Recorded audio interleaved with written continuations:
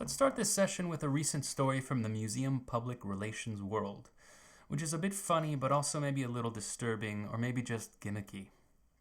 Museums have had a difficult time with social media and censorship. This might be surprising. Really, museums? Actually, yes. Often when a museum uploads a work of art depicting a nude body in order to advertise an exhibition or an object from their collection, the image will get censored. This happens on Facebook, Instagram, and TikTok. Already this says something interesting about bodies. Some are deemed okay for public consumption, others are not, but in nearly every case, human bodies are policed and controlled in some way in visual culture. And so a group of museums in Vienna, Austria, just started a new tourism campaign that they launched on a fans-only account, a platform that's more permissive about its content. And let me show you the teaser trailer.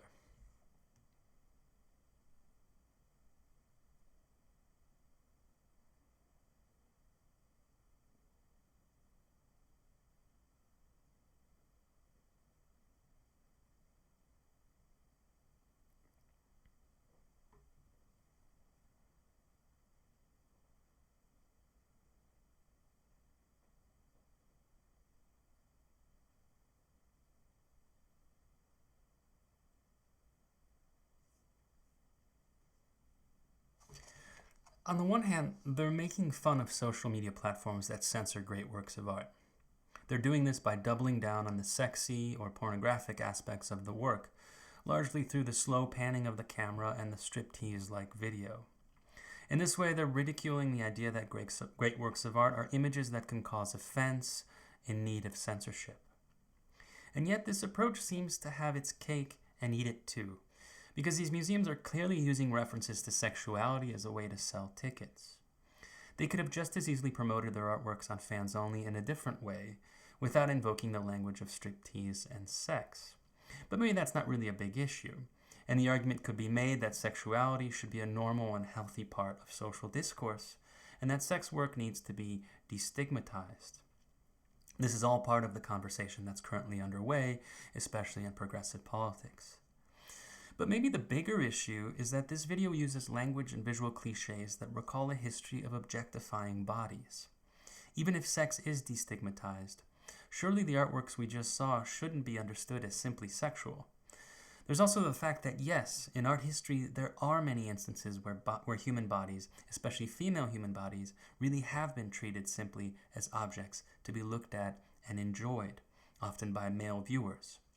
Now, this doesn't mean that we need to censor the artworks that fall into this category, but it does mean that we should think about this history when contemplating them, something that this short video doesn't really seem to do. All this is to say that bodies are not only policed and controlled across human histories and cultures, but they are also always politicized and socially charged. Bodies are never neutral. I like to think of it this way. Millions of years of evolution have formed the way our bodies and minds function. Yet this was a relatively recent discovery in human history, beginning with the evolutionary biology of Charles Darwin in the 19th century. It's only very recently that we've come to understand the inner workings of our bodies, and some of it, like our brains and microbiomes, are so complex that aspects of them remain mysterious. So most societies going all the way back to the very beginning sought to reverse engineer an understanding of the human body in the different ways that was available to them. After all, the human body didn't come with an instruction manual. And this was done in all sorts of ways, through analogies, through associations with the divine, through comparisons with nature, through associations with the cosmos, and so on. All these are political and social interpretations of the human body, and there are as many interpretations, really, as there are different human cultures and societies in world history. We'll see that ancient Greeks understood the human body differently from East Asian cultures, Mesoamerican cultures, the Italian Renaissance, and so on. Studying how different cultures have interpreted the human body, often by projecting certain ideas onto the human body, will tell us a lot about the priorities, biases, and social worlds of these cultures. And this is what we're up to in this session. The figure you saw at the end of the Austrian museum video described as having quote-unquote mounds is this one, the woman from Willendorf.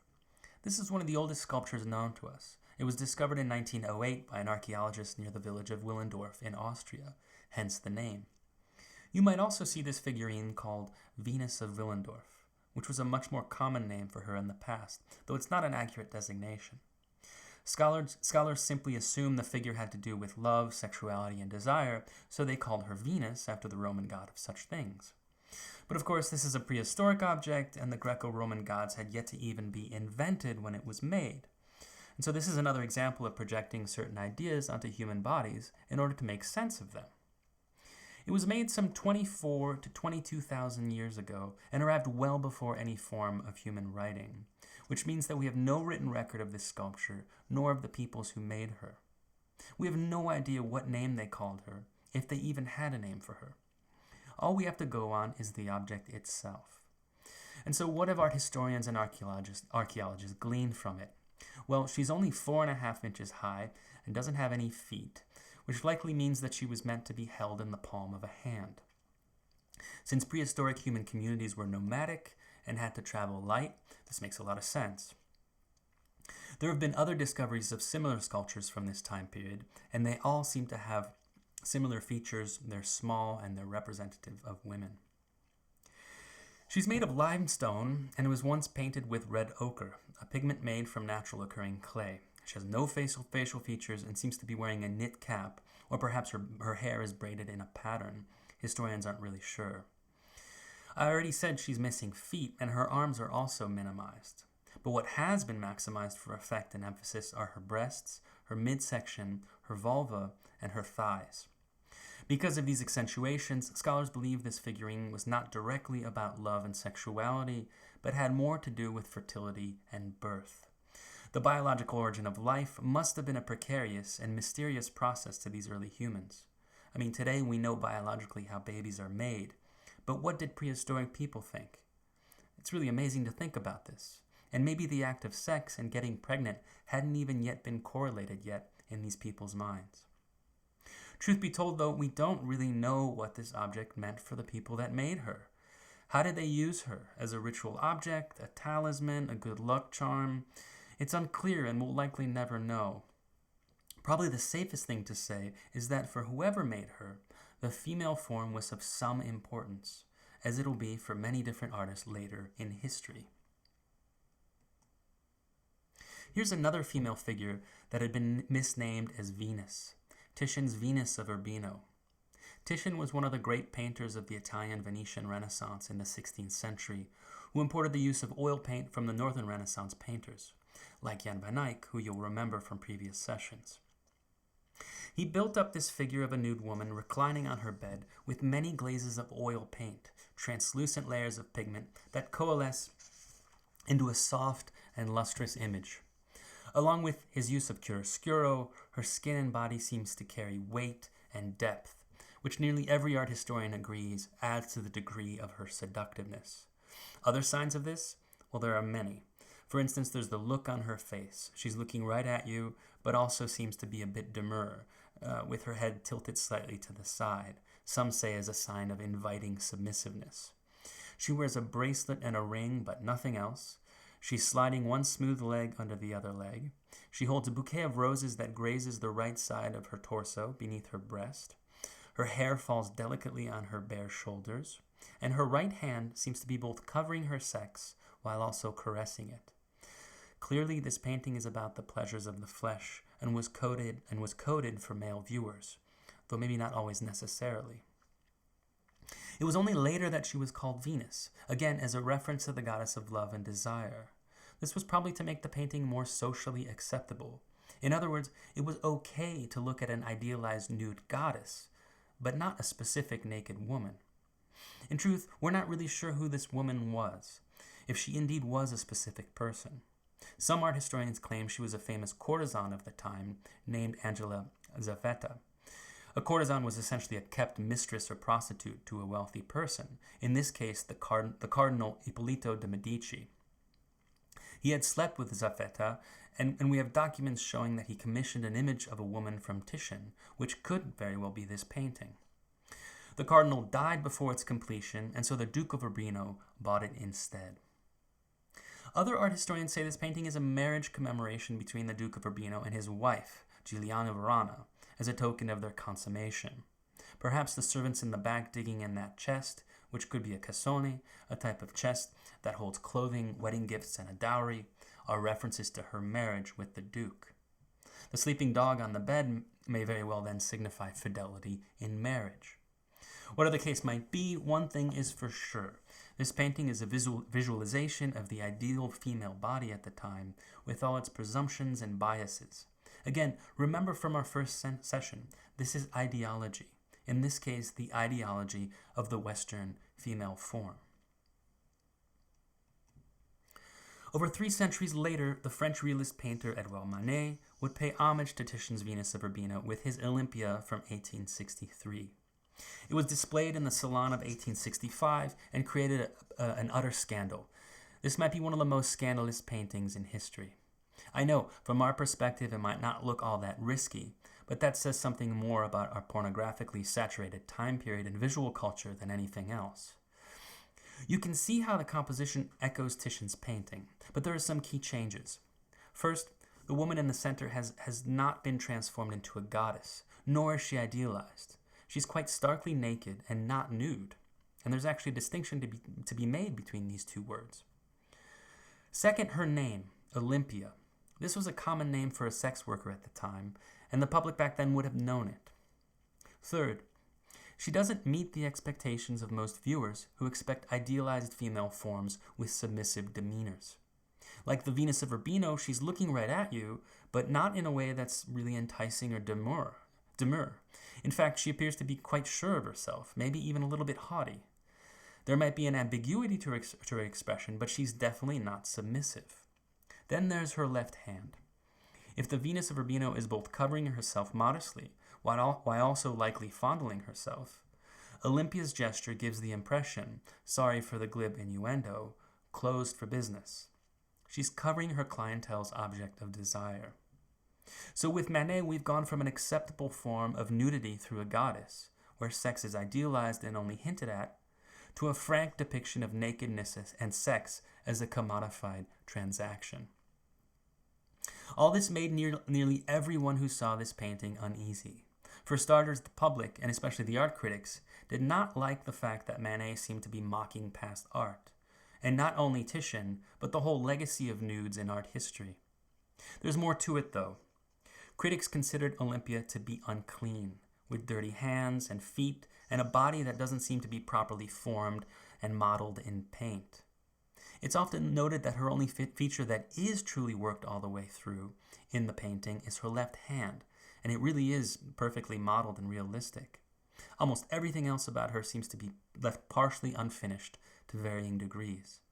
So her body was threatening, and it tapped into public fears, above all, fears of prostitution, of the capitalist commodification of bodies, and of venereal diseases. All these concerns were on people's minds. The critics also saw something else in this painting. You'll notice that Manet echoes Titian's Venus of Urbino, but made some key changes beyond Olympia herself. The faithful dog on the bed has been transformed into a hissing black cat, and the two servants in the background have become the black female servant handing a bouquet of flowers, probably from one of Olympia's clients. During the 19th century, there were some nefarious and pseudoscientific claims about Afro-descendant peoples, that they have a different evolutionary origin, what's called polygenetic theories of race. Today we know that all humans have a common source in Africa, what's called monogenism. Non-white races were also deemed to be less human, more bestial, and driven by their instincts. Black women in particular were deemed to be, quote-unquote, naturally more sexual, almost dangerously so. And so the critics saw a threatening connection between Olympia, the standoffish cat on the bed, and the black servant. It was a toxic soup of stereotypes and misinformation. And when I look at this painting, I often ask myself, to what extent did Manet know he would elicit such responses? And was he trying to? Or was the response unintentional and unforeseen? To truly answer this question, we'd have to read Manet's writings and try to find evidence one way or the other.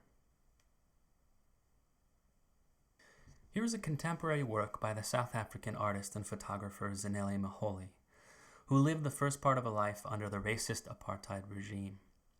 Under this regime, her body was deemed to be less valuable, and this was so in two ways. She was discriminated as a black woman and as a lesbian. She spent her career photographing the black lesbian experience in South Africa. And although same-sex marriage was legalized in 2006, there's still widespread discrimination and violence against the LGBTQI community in the country, as in so many other places around the world. It's a hardened heart indeed who can look at this photograph and still want to think less of them or even harm these two women peering back at them. Who would want to deny them their relationship? It's a very powerful thing to look at someone in the eye, and it's much harder to dehumanize someone when you see them face to face like this. These two women make a claim on the viewer. They have an undeniable beauty, dignity, strength, and complexity.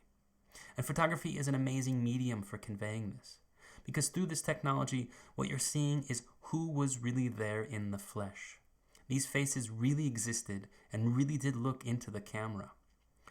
Moali began this work because she saw no history of documenting the black lesbian experience in South Africa, and more generally, the history of representing or photographing non-white peoples in Western art is one of degradation, stereotype, or outright omission. The Maid in Olympia is such an example, especially the public's negative response to her presence in the painting. Moali's photographic practice is a major corrective to this history. If we now go back to classical Greece, we notice a different relationship to the human body. They imbued the human form, especially the male human form, with incredible power and meaning. Nothing less than the order of the cosmos was inscribed onto the human body. What you're seeing here is probably the most celebrated classical Greek statue by the most well-known sculptor of the time, Polykleitos. This is his spear bearer, whose identity isn't completely clear, though some say it's Achilles. The original statue, which was cast in bronze, has never been found. It's thanks to the Roman craze for copying Greek art that we know what this work looks like. Some 50 marble Roman copies of the spear bearer exist today. Polykleitos also wrote a treatise about his art, a book laying out the foundations and reasons. This was called the Canon, which is Greek for rule, measure, and law. And this is where we get the term canon. The canon of art history is made up of all the excellent works others aspire to and deem the most important.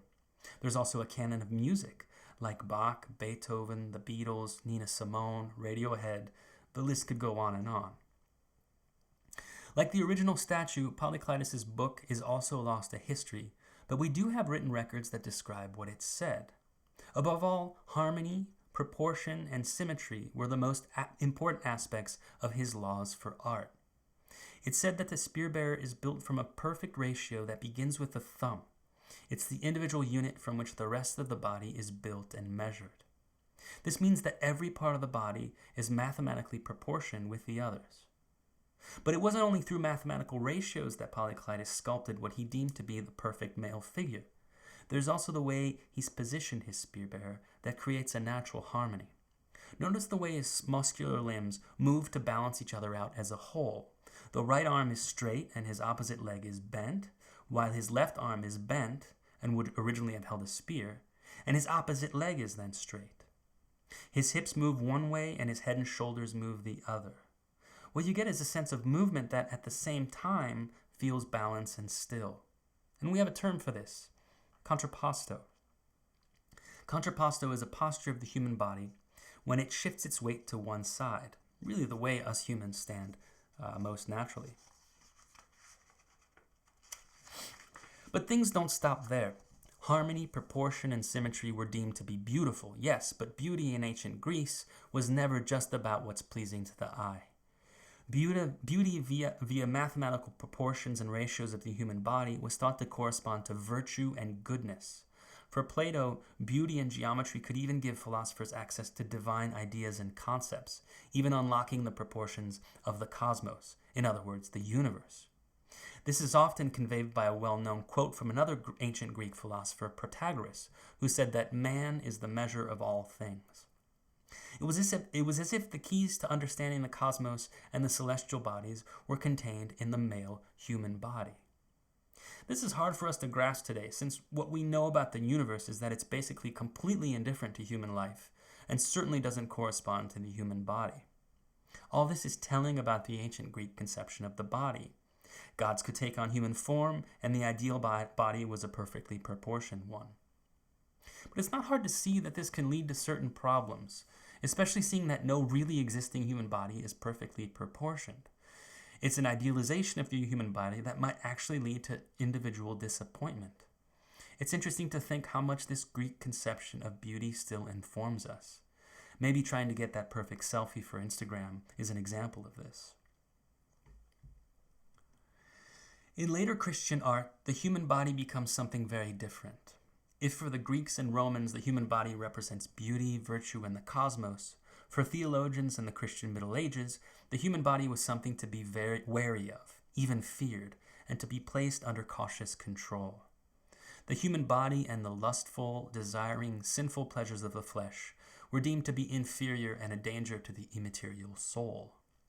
In the late 19th century, the German philosopher Friedrich Nietzsche will scathingly critique this Christian line of thought on the body by calling them despisers of the body.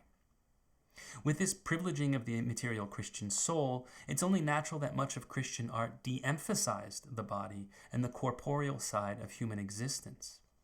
This can be seen in the Byzantine period and the icon paintings associated with it. Here we have an icon painting from the late Byzantine art in Russia by a monk named Andrei Rublev, Three Angels Visiting Abraham, Old Testament Trinity. It's a painting that's meant to depict the Trinity, the Christian idea that God, Christ, and the Holy Spirit are both three and one at the same time. And this is a tricky proposition, not only because it goes against the rules of logic and numbering, but also because the Trinity is both material and immaterial, completely divine and also partly bodily, at least through the incarnation of Jesus in the New Testament. Rublev's attempt to solve this is by showing three angels. They represent the number 3 of the Trinity. The chalice on the table then represents the number 1 of the Trinity. But what's most important and interesting for our purposes are the bodies of these angels. Notice how they're long and slender with white halos framing their heads. Their facial features are nearly identical, as are their wings and postures. Above all, their bodies are dematerialized. They seem to float on a two-dimensional plane. This makes sense, for if the terrestrial world is three-dimensional, then artists could allude to a heavenly realm by creating flat images that seem to transcend the material world. Again, the human body is at the center of these ideals. If we move away from the Western tradition of Greco-Roman and Judeo-Christian visual culture, the human body takes on yet more and different meanings. Here we have a wonderful seated bodhisattva statue from 17th century Korea. Bodhisattvas were individuals who had reached enlightenment, but then turned around at the last moment to teach others how to get there. They became especially popular in the strain of Mahayana Buddhism. Buddhism had reached Korea in the 4th century as an import for China, which itself had been influenced by India. And although Korean artists were influenced by Chinese precedents in representing Buddhist iconography, they added a style of their own. This figure has his right leg gracefully folded over his left, with the toes extended out in this effortless sort of way. The lines of the body are also slender and graceful. Notice how delicate his fingers are grazing his right cheek. On the whole, you get a sense of contemplation and inner thought. This is in reference to meditation and practice towards enlightenment. Perhaps he's pondering the endless cycle of birth, life, desire, suffering, and death. There's also another key feature. Notice that lotus just underneath the left foot. You'll remember that lotuses represent enlightenment, since these flowers seem to miraculously live above the water and muck from which they grow. When it comes to the Buddha's body, be it in India, Chinese, or Korean art, there's neither a glorification of the body, as in ancient Greece, nor a repudiation of the body, as in the Christian Middle Ages. It's more of a middle path between the two, of moderation and simplicity. In fact, when the historical Buddha, Siddhartha Gautama, first left his life as a prince in India, he went to monks who were practicing privation and asceticism, fasting and the like. Gautama realized that this type of life leads to pain as much as a life of falling prey to one's pleasures and desires, which almost always turn out to be disappointing and fleeting. So part of the right path of enlightenment is to practice a middle path in Buddhism. And I think the graceful simplicity of this seated bodhisattva is telling in that regard. With this amazing limestone sculpture, we now travel back to Mesoamerica, present-day Mexico and Central America. The last time we were here, we looked at the Aztec civilization. We now go back in time to the preceding civilization that greatly influenced the Aztecs, the Mayans. Like the Aztecs, the Maya people were an advanced, centuries-old civilization. They had their peak classical moment from 250 to 900 Common Era. Like the Aztecs, the Mayans practiced sacrificial rites to their gods, including the most important one, rulers performing auto-sacrificial rites. This entailed the rulers drawing their own blood in order to give thanks for creation. You're seeing an example of such a ritual in this statue, which is today at the British Museum in London. Xil Jaguar was the Mayan ruler of Yaxchilan, which is in present-day Chiapas, Mexico. He's the standing figure bearing a large torch that would have lit the dark ritual space. He's wearing an elaborate headgear that even includes the shrunken head of a previous sacrificial victim. Framing him are two inscriptions that tell of this scene. It's a bloodletting rite that happened on October 28th, 709 Common Era. Kneeling in front of him in her ornate dress is his principal wife, Lady Shock. And it's Lady Shock who performs the most important ritual here. If we zoom in closer, we see her sending a rope filled with thorns through her tongue. Blood trickles down the rope into a wicker basket, soaking the paper inside. That texts tell us would be burned as part of this ritual. There's also the spine of a stingray, which would also have been used for bloodletting. This ritual of self-mutilation was believed to honor the gods and their just rule. So in this case, the human body literally commingles and communicates with the divine, not only through blood, but also the smoke that would go up in the air from the bloody burnt paper. Moreover, it would be thought that this statue not only represents Xil Jaguar and Lady Shock, but really were them, as if the limestone carried their very essence. With Leonardo da Vinci and the Renaissance, we shift gears again and enter back into the Western tradition. Along with Michelangelo and Raphael, Leonardo represents the High Renaissance, which has long been considered the pinnacle of Renaissance art, hence the term high. The High Renaissance lasted from around 1480 to 1520. Leonardo is important in this context of this session because he was as much a scientific observer as he was an artist and a painter. You'll remember that the Western Renaissance was a rebirth of ancient Greek and Roman traditions after the Middle Ages. It was also a time when people started observing nature and the material world around them, trying to figure out how things work without simply saying a divine being made it so. This will lead us a few centuries later to the Enlightenment and the modern scientific method of observation, hypothesis, testing, and proof. Leonardo was certainly a man before his time, ahead of his time in this regard. We have notebooks filled with his observations of nature. He was especially fond of animals. He would buy bird cages just to set them free and was likely a vegetarian. He invented all sorts of things that had yet to be invented, or could be invented. He studied optics and how our eyes work. And after he became well known enough, hospitals even let him conduct his own dissections on human bodies. He may also have paid grave robbers to supply him bodies for his study.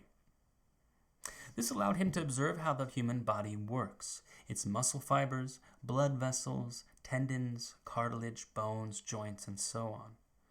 And we can see the knowledge gained from this firsthand of human anatomy in his drawing, The Vitruvian Man. It's named after Vitruvius, a Roman architect who wrote a 10-volume book called On Architecture.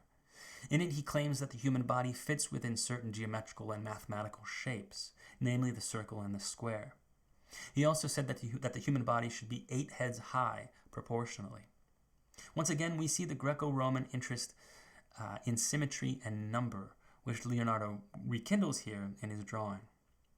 Notice that the Vitruvian Man is posed in 2 ways simultaneously, almost like he's doing a jumping jack. With arms and legs straight out, he fits the square. With arms and legs spread open, he fits the circle. Leonardo, however, made his own observations. And this figure is far less idealized than, say, Polyclitus' spear-bearer. He's not a warrior or a god, just a regular human male. In short, this drawing is much more like a scientific drawing, which makes sense in light of Leonardo's concerns for observing and dissecting human bodies. The American realist painter Thomas Eakins, who we already met as Henry Osawa Tanner's teacher in Philadelphia, painted a medical scene in this The Gross Clinic. It's not that this scene is gross, though some might think so. Actually, it was named after the doctor Samuel D. Gross, who you're seeing here performing surgery in a medical amphitheater. This is a vision of calm and emotionless scientific practice. His students assist him, famous people look on, including Eakins himself, the painter, who's at the far right side of the painting looking on from the stands. And the only person who seems to be affected by the surgery, the patient's mother on the left, who's recoiling with fear and horror. The lighting in this painting is really important. Notice Dr. Gross's balding forehead gleaming with light, which underscores his intelligence that guides his bloody right hand holding the scalpel that makes the incisions, head and hand working in tandem. The light also bathes the patient, who's unrecognizable as a complete body. He's just a hunk of flesh being cut into and manipulated. Because of this, Eakins' painting was rejected as an artwork. Surgery wasn't deemed to be fit as a painterly subject. This is the Western scientific body. No metaphysics, no transcendental meaning, just pure material, like a machine that can be taken apart and fixed. It also represents the Western scientific paradigm of medicine, treatment and intervention when something goes wrong. For more preventative approaches to medicine and the body, which works to head off the need for surgery or other invasive interventions in the first place, we have to turn to non-Western practices, like Chinese medicine or Ayurvedic medicine in India, a centuries approach to the body that understands digestion to be the primary site of care and preventing disease. The history of dissection and medical study of the human body is really fascinating. Already Egyptians practiced some form of dissection during their mummification processes, as did the ancient Greeks. Dissection and studying human bodies would become illegal at times, especially under the order of the Christian Church during the Middle Ages, but then becoming legal again with the Renaissance and going forward. Oftentimes, the bodies that would be supplied for dissection and medical studies were criminals and convicts. Then, with the advent of colonialism, beginning with Columbus in 1492 all the way up into the early 20th century, the body of non-Western peoples would come under scientific observation. This was especially so in the history of anthropology. For example, Afro-descendant peoples would often be treated like anatomical specimen. Their craniums would be measured in the pseudoscientific practice of phrenology, which dubiously claimed skull size and shape dictated intelligence. There's also a particularly famous and tragic example of all this in the 19th century. Sarah Baartman, a woman from South Africa who received the name Venus of Hottentot, was paraded around Europe as a traveling show.